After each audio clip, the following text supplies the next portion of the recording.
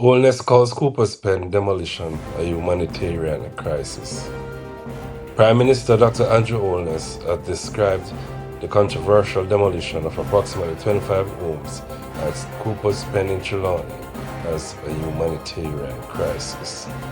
Holness said neither he, members of his cabinet, nor the constituency members of Parliament had advanced knowledge of Monday's operation.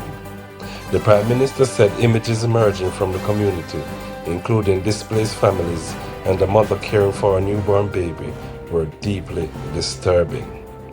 Government resources have since been mobilized through the Office of Disaster Preparedness and Emergency Management and the Ministry of Labour and Social Security. Holness said the authorities must provide immediate humanitarian assistance while also identifying a longer-term response for affected residents. The demolition has generated widespread public criticism and renewed questions about land ownership, enforcement procedures, and treatment of people occupying disputed property. The government has not yet announced what permanent accommodation, compensation, or other support may be offered.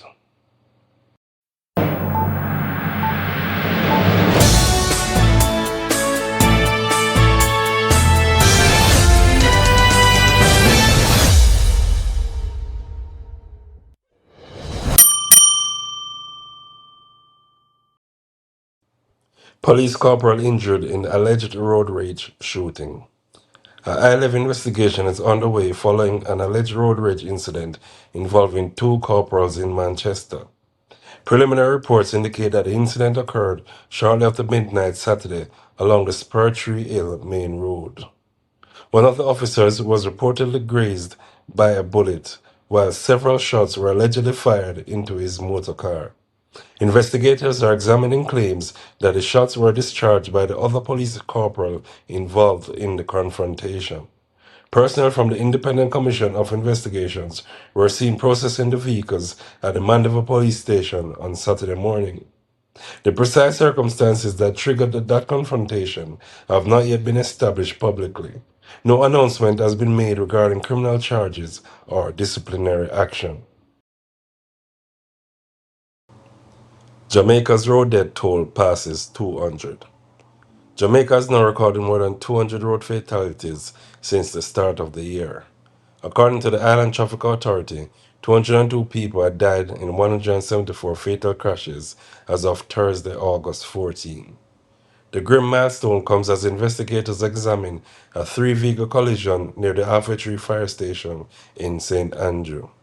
The driver of a motor car was killed in that crash, which reportedly occurred at approximately 10:26 Friday night. A preliminary police report identified excessive speed, driver inattention, and loss of control as possible contributing factors. A 44-year-old motorist was also killed Friday in a two-vehicle collision along the AGS Coombs Main Road in St. James. Road safety officials continue to urge motorists to reduce their speed, avoid distractions, and exercise additional caution at night and during poor driving conditions. Police seek missing St. Thomas Sr. Police are asking for the public's assistance in locating 77-year-old Leroy McFarlane of Bath, St. Thomas. McFarlane, who is reported to have dementia, was last seen in his community at approximately midday on August 10th. He is described as being of dark complexion and medium build and approximately 5 feet 10 inches tall. When last seen, he was reportedly wearing a black, red, and white striped t-shirt, navy blue shorts, and green Crocs. Anyone who has seen Mr. McFarlane or knows where he may be is urged to contact the Bath Police at 876-703-4021, his relatives, or the nearest police station. 4-year-old dies following suspected drowning. A family is mourning following the suspected drowning of a 4-year-old boy at Porto Seco Beach in Discovery Bay, St. Anne. The incident reportedly occurred Thursday afternoon. The circumstances surrounding the child's death are being investigated, including how he entered the water and what efforts were made to rescue him. The tragedy has again highlighted the importance of close adult supervision whenever young children are near beaches, swimming pools, rivers, or other bodies of water. Parents and guardians are being reminded that drowning can occur quickly and with very little warning. Jamaica remembers legendary coach Stephen Francis. Family members, athletes, government officials, and members of Jamaica's sporting community gathered Saturday to honor the life of legendary track and field coach Stephen Francis. The funeral service was held at the National Indoor Sports Center in Kingston. Francis was a co-founder of the Maximizing Velocity and Power Track and Field Club and played a central role in developing generations of elite Jamaican athletes. His athletes won major medals at the Olympic Games, World Championships, and other international competitions, helping Jamaica become one of the world's dominant sprinting nations. Prime Minister Andrew Holness described Francis as a game changer and praised his belief that world-class athletes could be developed successfully in Jamaica. His death marks the end of an extraordinary chapter in Jamaican athletics, but his influence will continue through the athletes, coaches, and programs he helped to shape.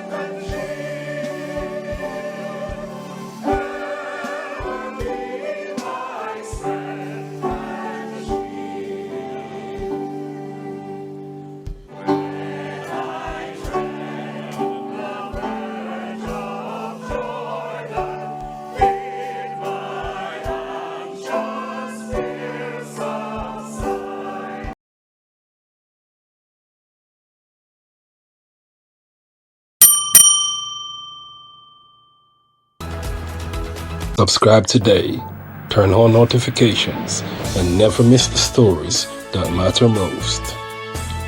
Jamaica News Now, your Highlands, your news, right now.